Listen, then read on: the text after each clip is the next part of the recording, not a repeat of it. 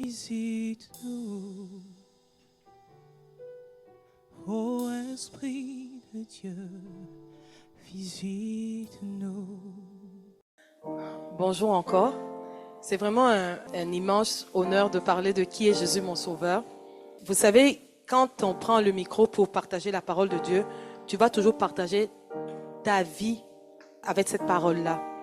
La parole de Dieu est la vie et Jésus est la vie en abondance. Et tout ce qui concerne Jésus doit avoir une vie. Et s'il n'y a pas la vie de Jésus, ça veut dire que on vient raconter une histoire. C'est comme si on vient lire un livre. C'est comme si on vient juste aligner des lettres. Et Jésus n'est pas comme ça. La vie de Jésus n'est pas comme ça. Vous savez, à mon expérience personnelle, j'ai vécu dans le milieu évangélique des dizaines d'années avant d'être réellement réveillée. C'est-à-dire que je connaissais Jésus.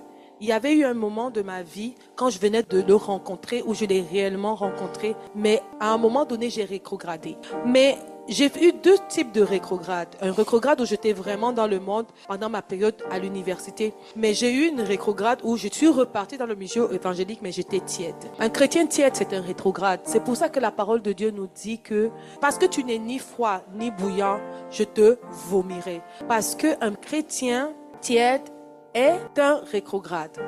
Amen. Vous savez, la tiédeur en Christ est la maladie qui touche le plus les personnes qui se sont engagées avec lui. Et ça fait de ces personnes des personnes qui parlent des choses qu'ils ne vivent pas. Parce qu'ils n'ont pas le courage de s'avouer à eux-mêmes que dans cette marche-là, il n'y a pas le feu, il n'y a pas la vie, il y a juste la lettre. Vous savez, ce qui est beau avec Jésus, avec l'onction, avec la présence du Saint-Esprit sur nous, c'est que c'est comme un parfum. Quand ça commence à diminuer, tu ne sais pas.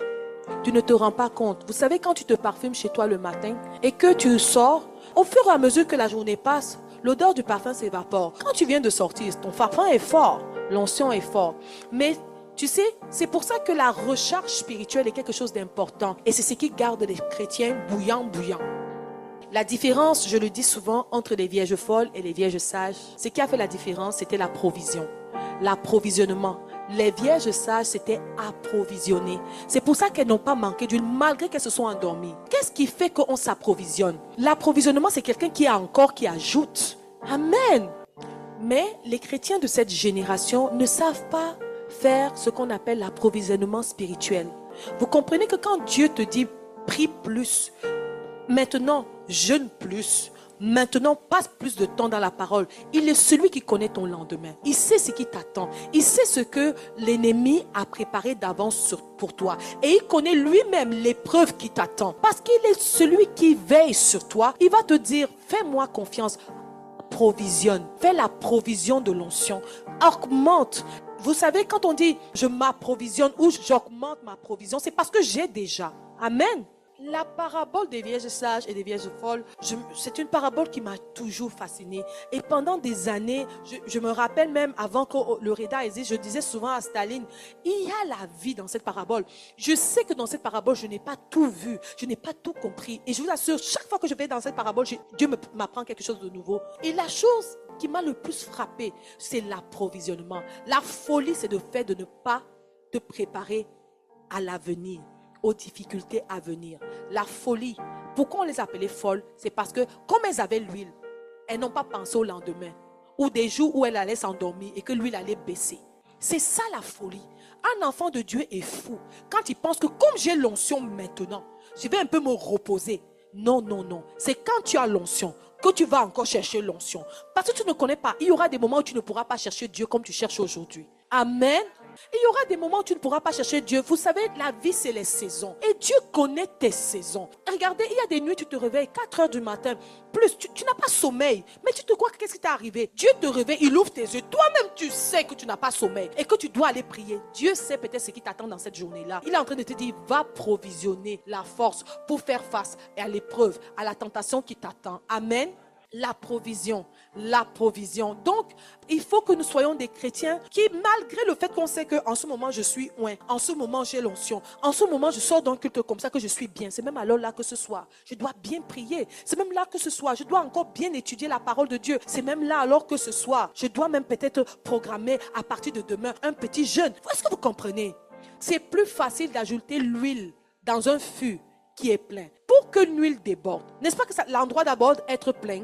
Pour vivre un débordement, il faut que l'endroit soit plein. Donc dès que tu sens que tu es plein, c'est ajoute pour déborder. Amen. Cette génération, qu'est-ce que nous faisons souvent? Quand nous sentons que nous sommes pleins de la présence de Dieu, nous sommes pleins de Dieu, on prend une pause de Dieu. On dit, je vais diminuer un peu. Ah, mais c'est parce que je suis quand même bien. Non. La vie chrétienne, Dieu appelle sages les chrétiens qui, malgré qu'ils sont pleins, ajoutent encore. La Bible ne nous a-t-il pas promis que des sources d'eau vive doivent déborder de nous? Est-ce que vous comprenez? Jésus est d'abord le Dieu du débordement. Qui est Jésus, ton sauveur? C'est le Dieu du débordement. Ce n'est pas le Dieu qui se contente de remplir. C'est le Dieu qui aime quand ta coupe déborde. Amen. C'est lui, Jésus, ton sauveur. Ta coupe doit déborder. Regarde, parce que tout ce qui est en lui déborde. Regardez de quel amour il a fallu qu'il ait dans son cœur pour nous. Pour que, étant égal à Dieu, il n'a pas regardé son égalité avec Dieu, mais il est descendu comme un homme et il s'est fait pécher pour toi et moi. Tout en lui déborde. Quand il s'agit de toi, l'amour qu'il a pour toi déborde. Quand il s'agit de toi, la compassion qu'il a pour toi déborde. Quand il s'agit de toi, la miséricorde qu'il a pour toi déborde. C'est un Dieu qui aime quand ça coule et que ça coule en abondance. Amen. Donc, je veux te dire, le Jésus que tu as rencontré, que tu as décidé de suivre, c'est un Jésus qui veut. C'est pour ça qu'il parle de bouillant. Bouillant, c'est la chaleur qui a débordé. Vrai ou faux? Amen. Je ne sais pas si tu avais déjà vu Jésus un peu comme ça. Mais laisse-moi te parler de Jésus que moi j'ai appris. Amen. Je ne dis pas que ma façon d'avoir vu Jésus ou d'avoir compris Jésus, c'est la meilleure façon. Mais ça peut ajouter à la façon que tu le connais déjà. Amen. Est-ce que tu débordes? Honnêtement, la vie chrétienne, c'est la vie où tu dois sentir. Je vous avais déjà dit un petit secret. Si ce que tu fais, toi-même, ça ne te bouge pas, c'est que ça ne bouge pas Dieu. Si quand tu fais quelque chose, toi-même, ça ne vient pas te chercher, c'est que ça ne vient pas toucher le cœur de Dieu. Amen. Je prends un exemple. Il y a des jeûnes qu'on fait. On sait qu'on a jeûné, n'est-ce pas? Il y a des jeûnes qu'on fait. On sait que là, on a jeûné. Vrai ou faux? C'est là dans le là. Le là. Pourquoi cette fois-ci tu dis là, j'ai jeûné? Parce que ton niveau de sacrifice était plus élevé. Amen. Si ça te fait ça, ça veut dire que ça, même Dieu, ça lui a fait ça. Amen. Qui est Jésus ton sauveur? C'est le Dieu qui te visite selon ta soif. As-tu soif? As-tu soif de Dieu? Ta soif est à quel niveau? Tu viens peut-être de rencontrer Jésus ou tu le connais depuis 15 ans, 20 ans. Et tu te demandes, mais comment les autres font pour le voir? On m'a dit que Jésus a apparu à tel. On m'a dit que Jésus a amené tel au ciel. On m'a dit que, mais Jésus là, il n'est pas pour nous tous. Je t'annonce une nouvelle. Tes visitations dépendent de quoi tu as soif. Qu'est-ce que tu veux voir de Dieu? Qu'est-ce que tu veux vivre de Dieu? Amen. Qui est Jésus ton sauveur? C'est celui qui te visite selon ta soif. C'est le Dieu qui te visite selon ce que tu veux. C'est un trop grand gentleman. Il ne va pas vouloir t'amener à des choses que tu n'aspires pas. Mais si tu aspires à des choses, il va venir te rencontrer selon ce que tu aspires. Pourquoi? Parce que Dieu a déjà donné dans sa parole tout ce qu'on peut vivre avec lui et chacun choisit. Amen. Regarde, toutes les expériences que Paul a vécues, tu sais que tu peux les vivre. Toutes les expériences que Pierre a vécues, tu sais que tu peux les vivre. De Genèse jusqu'à l'Apocalypse, tout ce que les gens ont vécu dans la parole de Dieu, tu peux les vivre. Donc tu connais, non? Maintenant, si tu ne vis pas ça, tu ne vis même pas une de ces choses et que ça ne te dérange pas, c'est le niveau de ta soif. Amen. Donc tu auras aussi les visitations selon ce niveau-là. Amen. Qui est Jésus ton sauveur? Le Dieu qui te visite selon ta soif, selon ce que tu veux connaître de lui, selon ce que tu veux vivre avec lui. Tu sais, tu peux rester sur ta chaise et tu te dis, ah, il parle beaucoup de Jésus, mais est-ce que c'est même vrai? Tu peux même dire, ah, ils exagèrent. Je vous assure, moi je le disais, Jusqu'à ce que je disais, est-ce que c'est même vrai? Est-ce que c'est ci? Est-ce que c'est ça? Jusqu'à ce que j'ai commencé à dire à Jésus, mais si tu dis ça dans ta parole, pourquoi moi ça ne m'arrive pas? Pourtant je suis sincère. C'est le genre de prière que quand tu fais, Dieu vient vite te dire ce qui ne va pas. Dès que tu dis que Seigneur, pourquoi moi ça ne fonctionne pas? Quand tu dis à Jésus, pourquoi moi ça ne fonctionne pas? Jésus, lui, ce qu'il va faire, c'est qu'il va te dire, voilà les raisons pour lesquelles pour toi ça ne fonctionne pas. Amen. Le Dieu qui répond à ta soif. Amen. Laisse-moi te parler d'un autre Jésus, d'une autre facette de Jésus. Dans Matthieu 20, verset 28, on dit, c'est ainsi que le Fils de l'homme est venu, non pour être servi, mais pour servir et donner sa vie comme la rançon de plusieurs. Je recommence. Matthieu 20, verset 28, on dit, c'est ainsi que le Fils de l'homme est venu, non pour être servi, mais pour servir et donner sa vie comme la rançon de plusieurs. Qui est Jésus ton sauveur? C'est quelqu'un qui a d'abord donné sa vie pour les autres. Et Jésus dit que tous ceux qui vont le suivre, qui vont marcher avec lui, tous ceux qui vont vouloir vivre ce qu'il a vécu et tous ceux qui seront appelés fils de Dieu, ce sont des personnes qui vont vivre la vie qu'il a vécue. Il dit dans sa parole que le serviteur n'est pas plus grand que le maître. S'ils m'ont persécuté, ils vous persécuteront. Il voulait dire que ce qu'il a vécu, nous vivrons. Et la Bible a dit que nous sommes appelés à l'image et à la ressemblance de Christ. Qui est Jésus ton sauveur? C'est quelqu'un qui sert les autres et donne sa vie pour les autres.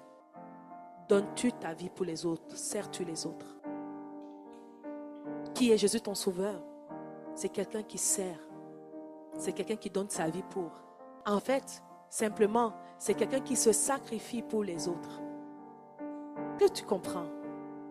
Est-ce que tu comprends? Le Jésus ton sauveur là, excuse-moi, tu voulais peut-être que je te dise que c'est le Dieu qui donne les voitures, qui donne le mariage, qui donne le travail. C'est vrai. Mais c'est aussi ce que je te dis là. Si tu choisis seulement le Dieu qui donne les voitures, qui donne le mariage, je ne sais pas, tous les biens matériels, ce qui n'est pas faux, il y a une grosse facette de Jésus qui va te manquer et tu vas être quelqu'un qui fait de Jésus son portefeuille magique, qui va faire de son Jésus son gris-gris pour lui faire apparaître la voiture, va lui faire apparaître le travail, qui va lui faire apparaître le mariage. C'est d'abord quelqu'un qui est venu pour servir. C'est d'abord quelqu'un qui est venu pour servir. Alors, tu dois servir. C'est d'abord quelqu'un qui s'est sacrifié pour les autres. Il y a ce genre de personnes que lui, si ça ne l'arrange pas, il ne bouge pas. Oh, moi, on ne m'avait pas dit. Oh, moi, ce n'est pas comme ça. Oh, moi, en fait, il ne fait que ce qui l'arrange et ce qui est bien avec lui. Mais si Jésus faisait ça, est-ce que tu serais aujourd'hui appelé enfant de Dieu? Qui est Jésus ton sauveur? C'est quelqu'un qui vit, qui a donné sa vie en rançon pour les autres. Amen. Rappelle-toi, toutes les caractéristiques que je vais dire de Jésus ton sauveur, mon sauveur, ce sont des caractéristiques que tu dois manifester. Amen. Il nous a appelés à son image et à sa ressemblance. Il nous a appelés à son image et à sa ressemblance. Qui est Jésus mon sauveur? Je veux dire, c'est ce sauveur-là qui veut que toi, aujourd'hui, qui le suis, qui dit que je veux marcher comme lui, je dois me sacrifier. Vous savez, si, c'est pour ça que c'est Jésus 100% homme qui a marché sur terre. L'homme qui a marché sur terre n'était pas un Dieu, c'était un homme. Tout ce que Jésus a fait, tu peux faire. Et pour te mettre au défi, il y a des hommes et des femmes qui ont fait plus que ce que Jésus a fait sur cette terre. Smith Wigglesworth, Catherine Coleman, Aïdini Abala a ressuscité plus de 20 résurrections de morts. S'il vous plaît, il passait comme ça. Les fous sortaient des asiles de fous, ils étaient tous guéris. Il y a des personnes qui ont marché sur cette terre, qui ont fait plus que ce que Jésus a fait. Jésus n'a fait son ministère que pendant 3 ans. Et s'il vous plaît, c'était un homme qui le faisait. La Bible dit que si c'était Dieu, alors le truc était gagné d'avance. Mais on dit que non, il était 100% homme et qu'il a été tenté en toutes choses, comme toi et moi. Mais il n'a pas péché. C'est pour ça que son sacrifice est lourd sur la croix. C'est pour ça que son sacrifice a du prix. Parce que malgré qu'il était un homme, malgré qu'il a vécu toutes les oppressions que tu vis, il n'a pas péché. Alors ce sang pur pouvait aller pour dire, je me donne en rançon pour plusieurs. Amen. Ce que Jésus a fait, tu peux le faire. Demande-toi, pourquoi je ne fais donc pas? C'est là la question, parce qu'il est mort pour que tu le fasses. Aujourd'hui, le voile est déchiré. La relation avec Dieu n'est plus conditionnée. Tu n'as plus de besoin d'intermédiaire. Oui, l'esprit de prophétie existe. L'esprit de Dieu existe. Dieu peut encore parler. Dieu peut parler par des prophètes de ministère, par les prophètes qui ont le don. Dieu peut guérir par des gens. Mais tu peux aussi le faire. Tu peux prier sur toi-même. Tu peux te prophétiser. Dieu peut te parler de toi. Amen. Parce que tel il est, tel nous sommes. Qui est Jésus ton sauveur? C'est ce que tu devrais être en Christ. Qui est Jésus ton sauveur? C'est ce que tu devrais être en Christ. Une personne comme lui. Comme lui. Parce que tel il est, tel nous sommes. Amen. Je vais avancer. Jean 1,14 dit: et la parole a été faite chair, et elle a habité parmi nous, pleine de grâce et de vérité. Et nous avons contemplé sa gloire, une gloire comme la gloire du Fils unique venu du Père. Jean 1,14, et la parole a été faite chair, et elle a habité parmi nous, pleine de grâce et de vérité. Et nous avons contemplé sa gloire, une gloire comme la gloire du Fils unique venu du Père. Jean 1,14. Si je dis, Jessica est l'élégance. L'élégance a été faite chair, c'est Jessica. Ça veut dire quoi? Ça veut dire que c'est une personne élégante, qui aime les choses élégantes, qui est toujours en train de parler d'élégance, et toujours qui apparaît élégante. N'est-ce pas? Si je dis que Michel Thierry est sage et que la sagesse est Michel Thierry et que si tu veux voir la sagesse marcher, c'est Michel Thierry, ça veut dire que Michel Thierry est quelqu'un qui parle avec sagesse, qui agit avec sagesse et qui s'assure toujours de grandir en sagesse. C'est la sagesse qui marche. Qui est Jésus ton sauveur? C'est la parole faite chair. Ça veut dire que il manifeste la parole de Dieu dans ce qu'il fait, dans ce qu'il dit, dans ce qu'il pense, dans la façon dont il s'organise, il réagit et il grandit toujours dans la connaissance de cette parole. Qui est Jésus ton sauveur? C'est la parole de Dieu. Aimes-tu la parole de Dieu? Parce qu'on aime dire Jésus, je t'aime. Chaque fois que tu vas me dire je t'aime, que tu m'aimes, tu demandes-toi si tu aimes ma parole. Change mon nom par la parole de Dieu. Le Saint-Esprit m'avait dit, quand tu dis Saint-Esprit, tu sais que je t'aime, non? Il faut que je dise Saint-Esprit, tu sais que j'aime ta parole, non? Qui est Jésus ton sauveur? C'est la parole de Dieu. Quel est ton rapport avec la parole de Dieu? Est-ce que tu comprends que ce que tu sois nouveau converti, que tu connais Jésus, chaque fois que tu vas lui dire que tu l'aimes, il va te dire, mais pourquoi tu ne me le montres pas? Parce que je ne te vois pas aimer la parole. Je ne te vois pas avoir cette relation avec la parole. Je ne te vois pas être comme avec la parole comme tu es avec ton téléphone. Je ne te vois pas être avec la parole comme tu es avec les films. Je ne te vois pas être avec la parole comme tu es avec la nourriture. Je ne te vois pas être avec la parole comme tu es avec toi-même. Qui est Jésus ton sauveur? C'est la parole de Dieu. Chaque fois que tu vas aller dans la parole de Dieu, c'est vers Jésus que tu vas. Le respect que tu auras pour la parole de Dieu, c'est le respect que tu as envers Jésus. C'est pour ça qu'il y a, vous savez, c'est ça qui fait la différence entre deux chrétiens. Un chrétien va se placer, il va dire Jésus, je t'en prie, viens, et Jésus va apparaître. Jésus, je t'en prie, exauce-moi, et Jésus va exaucer. Jésus, je t'en prie, réponds-moi, et Jésus va répondre. Et l'autre va prier, matin, midi, soir, rien ne va se passer. Parce que Jésus dit, j'honore ceux qui m'honorent. Quel est le rapport que tu as avec la parole de Dieu? Qui est Jésus ton sauveur? C'est la parole de Dieu. Je serre ta parole dans mon cœur afin de ne pas pécher contre toi. Psaume 119. Je serre ta parole dans mon cœur afin de ne pas pécher contre toi. Jésus, il est qui? Il est la parole. Je ne veux pas que tu sois abattu. Je veux seulement te présenter une partie de Jésus que peut-être on ne t'a pas dit, ou peut-être tu as oublié, tu le savais, mais tu ne savais pas ce que ça impliquait. Je t'avais prévenu que j'allais te parler de qui est Jésus sur mon sauveur, c'est la façon dont le Jésus m'a appris ça. Amen. excuse-moi. Nous sommes des dieux, la Bible nous le dit, nous sommes des dieux, mais nous mourons comme des hommes parce que nous sommes ignorants.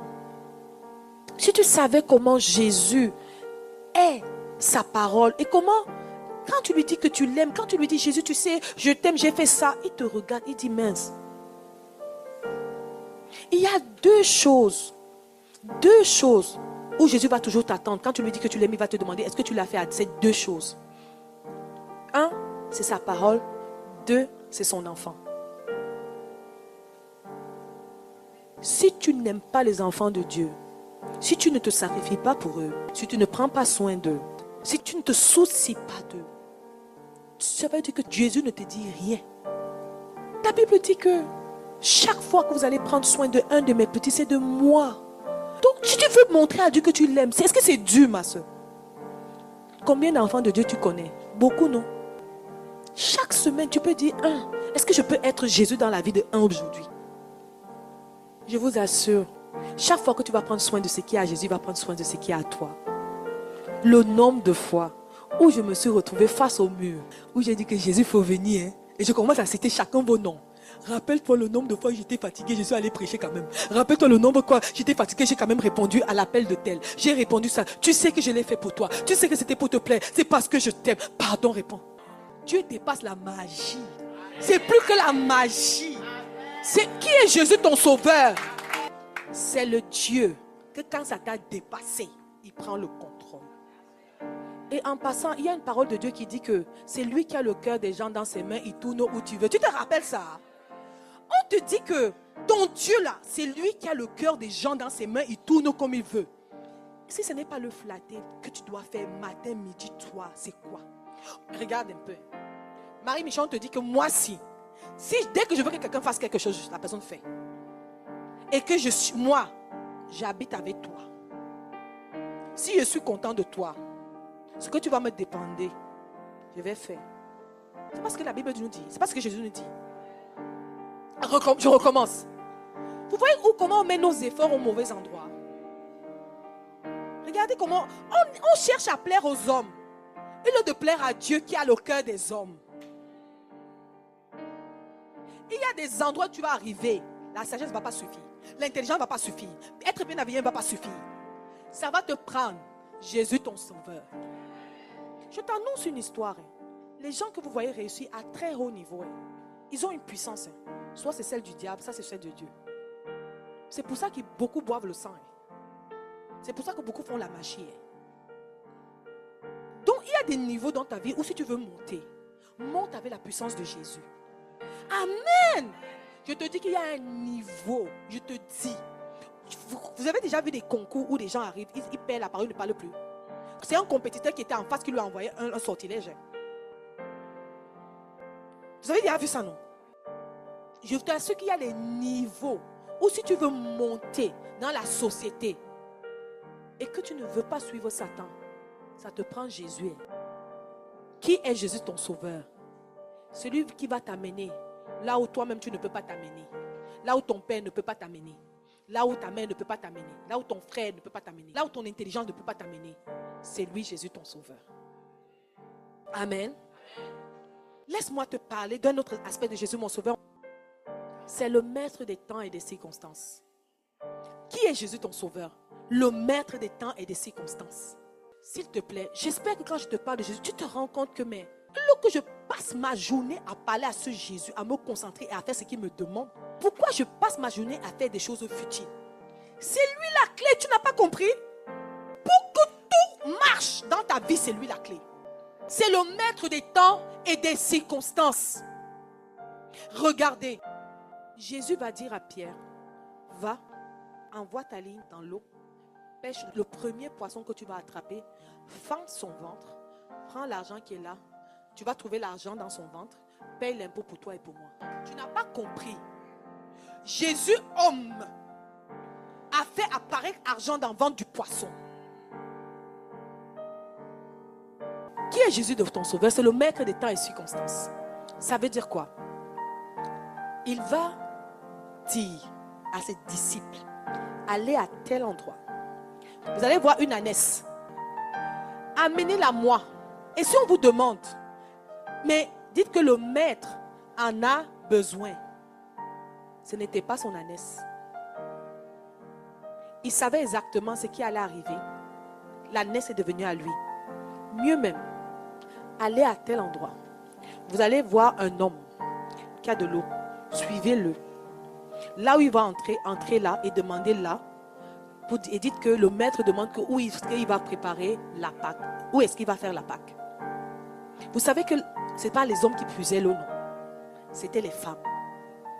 Jésus savait qu'à tel endroit, au moment où ses disciples allaient arriver, ils allaient trouver l'homme là. Est-ce que tu comprends ce que Jésus a contrôlé? Il n'a pas dit à ses disciples, maintenant partez. Non. Quand ses disciples partaient, est-ce qu'ils pouvaient marcher plus doucement? L'homme passe, non? Est-ce que tu sais qu'il a contrôlé la façon de marcher des disciples? Le temps qu'ils avaient mis en route. Est-ce que tu vois ce que Jésus a fait? Il a contrôlé même les causeries de la route. Parce que quelqu'un peut causer et s'arrêter. Donc Jésus, il envoie des disciples en route et il sait exactement, il quadrille à quel temps ils vont arriver. Et il quadrille à quel moment le monsieur qui va venir puiser l'eau va arriver. Or, ceux qui portaient la cruche d'eau, c'était les femmes. On est d'accord?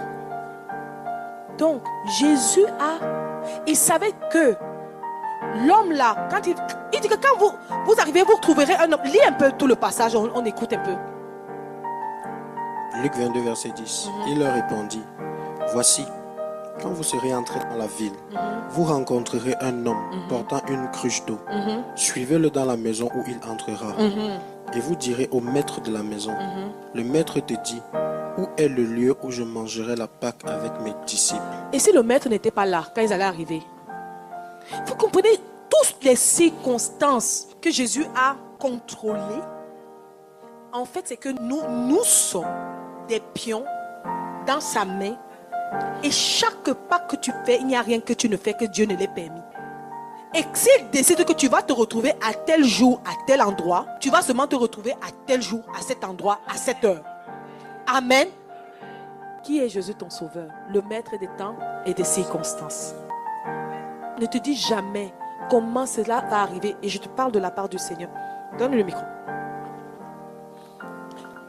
Je te parle de la part du Seigneur. Tu vas me dire ce que je te dis n'est pas vrai. Amen. Jésus me dit, tu es venu au Canada. Tu veux changer tes plans. Alors que j'ai mis en toi un don. N'écoute pas ce que les gens te disent. Fais ce que j'ai mis en toi. Ne te demande pas comment cela arrivera. Je m'assurerai. Parce que je suis le Dieu qui t'a mis ce don. À ce que tu prospères à tous égards. Amen. Parce que où que tu sois, je serai avec toi. Tant que tu me sers et que tu m'obéis. Toutefois, n'oublie pas ce que je t'avais demandé. C'est de me servir. N'oublie pas ce que je t'avais demandé. C'est de me servir. Pas de me servir comme tout le monde. Mais de me servir comme pasteur. Mon frère. Amen. Est-ce que ce que je dis là, tu m'as déjà parlé ça? Non. Est-ce que c'est vrai? C'est vrai. J'avance? Avance, prophétesse. Ok. Jésus te dit donc, apprends ici la restauration. Apprends. Non, d'abord, est-ce que j'ai d'abord... Amen, amen, amen. Est-ce que ce que je te dis est vrai? C'est vrai, c'est vrai. Avance, prophétesse, c'est vrai. Avance, prophétesse. Non, attendez. Comme sa femme est déjà venue à l'église et qu'elle me connaît, peut-être elle m'a déjà parlé de ça, n'est-ce pas? Donne le micro à ta femme. Est-ce que tu m'as parlé de ça un jour? Non. Toi et moi, on a déjà parlé de ton mari sur ça? Non. Est-ce que tu m'as appelé avant, quand tu m'as dit que tu allais venir aujourd'hui, que dis ça à l'oreille, dis-lui ça? Non. Acclamons pour le Saint-Esprit. Amen, amen, amen. Dieu te dit donc, apprends. Parce que la prophétie vient toujours avec la parole de sagesse. Dieu te dit donc, va, reforme-toi ici. Prends les diplômes d'ici. Dieu te dit, forme-toi ici. Prends les diplômes d'ici. Travaille un peu ici. Et puis, pendant que tu vas travailler ici pour quelqu'un, tu vas faire ton service traiteur à la maison. Et puis, quand tu vas sortir de là-bas, tu vas ouvrir ton restaurant. Amen. Amen. Amen, amen, amen, amen. Amen. C'est bon? Amen. Amen. Amen. Amen. Qui est Jésus ton sauveur? Qui est Jésus ton sauveur? C'est le Dieu qui te donne la direction. C'est le Dieu qui te donne la direction. C'est le Dieu qui te donne la direction. qui peut parler par une personne, qui peut parler par eux, qui peut te parler directement, mais il est celui qui va veiller pour que tu prennes la bonne directe. Il est celui qui va veiller que tu prennes la bonne directe. Amen.